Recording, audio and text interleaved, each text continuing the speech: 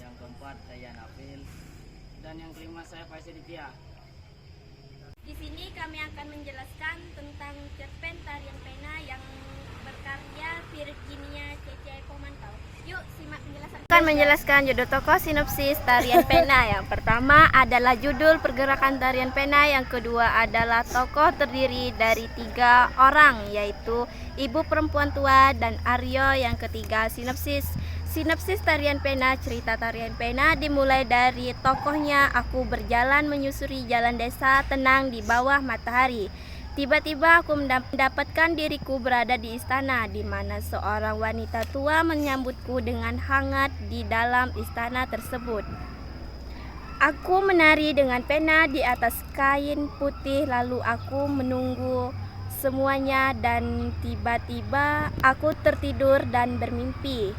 Aku bermimpi tentang pangeran yang gagah menjemputku pagi hari yang cerah. Berikutnya aku berdiri di sekolah menunggu seorang teman sambil tersenyum. Rasanya seperti menunggu temannya pergi seharian menulis baik puisi maupun buku harian. Waktu berlalu dengan cepat. Aku pun pulang ke istana lamaku untuk kembali menari dengan pena. Namun kebahagiaan itu berhenti ketika aku mendapatkan kabar bahwa ibunya telah meninggal.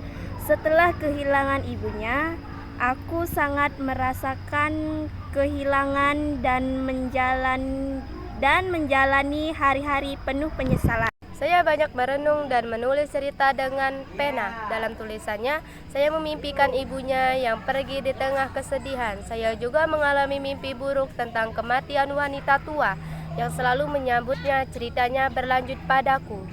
Masih kehilangan ibuku dan menghadapi kesulitan hidup tanpa kehadirannya. Dalam kesakitan yang aku derita, kerinduan, kepenatan dan kejadian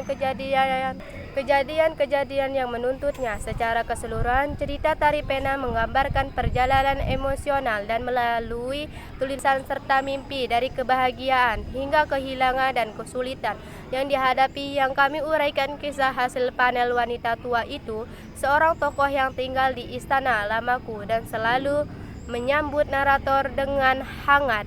Dia berperan sebagai seorang tokoh yang tinggal di istana lamaku dan selalu menyambut narator dengan hangat. Dia berperan sebagai seorang simbolis, sebagai penjaga keraton yang penuh kehangatan.